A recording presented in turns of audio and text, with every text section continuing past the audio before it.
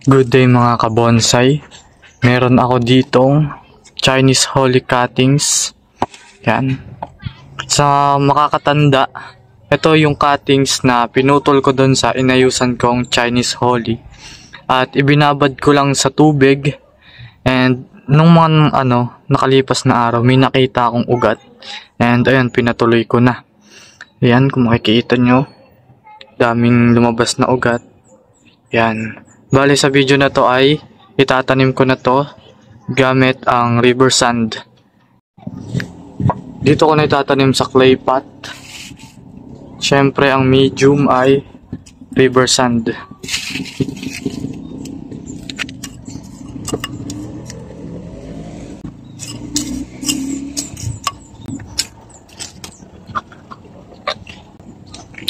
Lalagyan ko na rin pala ng ganito para matrain natin yung ugat, no? Para yung nebari niya pag sumibol ay pabuka. Lagyan ko lang ng onting river sand.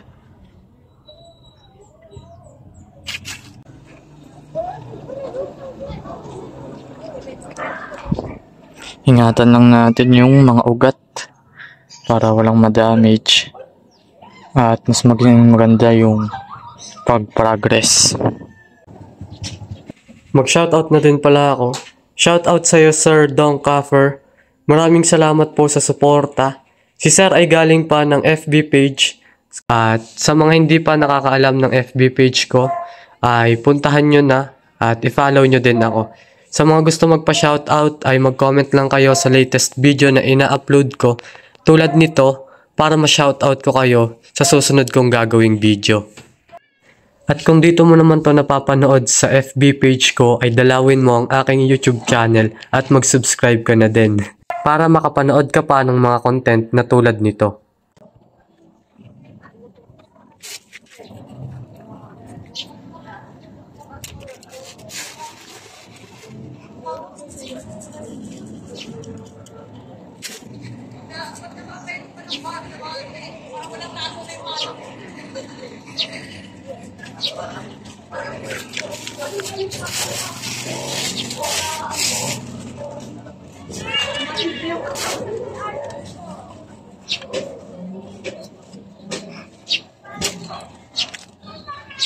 Yan mga kabonsai, napakadali lang, naitanim ko na agad.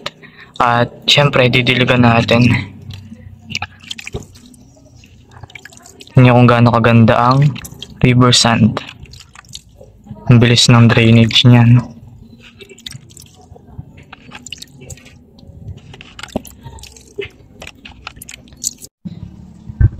Update mga kabonsai dito sa Chinese Holly from cuttings.